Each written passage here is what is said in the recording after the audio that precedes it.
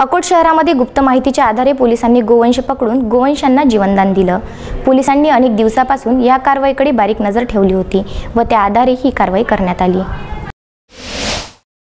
अकोट ग्रामीण पोलिसांनी महाशिवरात्री ऑपरेशन यशस्वीपणे राबवत कत्तलीकरता जंगल मार्गाने जात असलेले 45 गोवंश जप्त केले आहेत।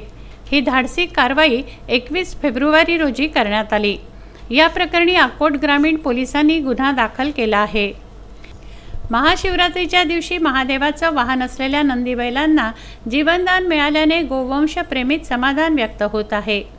मध्य प्रदेशातून जंगल मार्गाने आणून पायदळ अकोटकडे गोवंश कत्तलीकरता आणली जात असल्याची माहिती ग्रामीण पोलीस ठाण्याचे ठाणेदार ज्ञानोबा फड यांना मिळाली। याची पडताळणी करून अकोट नजीक खुंदानपूर परिसरातील जंगलात त्यांनी सापळा रचला। या सापळ्यामध्ये गोवंश घेऊन जाणारा हा जजा अडकला। गुप्त माहितीवरून ग्रामीण पोलिसांनी पोलीस ताफा बोलवला व 45 गोवंश पकडले। अचानक पोलीस दाखल झाल्याचं पाहून आरोपींनी जंगलात पळ काढला। बजरंग दलाच्या कार्यकर्त्यांच्या सहकार्याने सर्व गोवंश रस्त्याने सुरक्षित आणून गोरक्षण समितीच्या ताब्यात देण्यात आले। ग्रामीण पोलिसांनी जप्त केलेल्या 45 गोवंशाची किंमत बाजारपेठेत 3,81,000 रुपये असून या प्रकरणी 4 ते 5 अज्ञात आरोपींविरुद्ध गुन्हा दाखल करण्यात आला आहे। पोलीस आरोपींचा शोध घेत आहेत।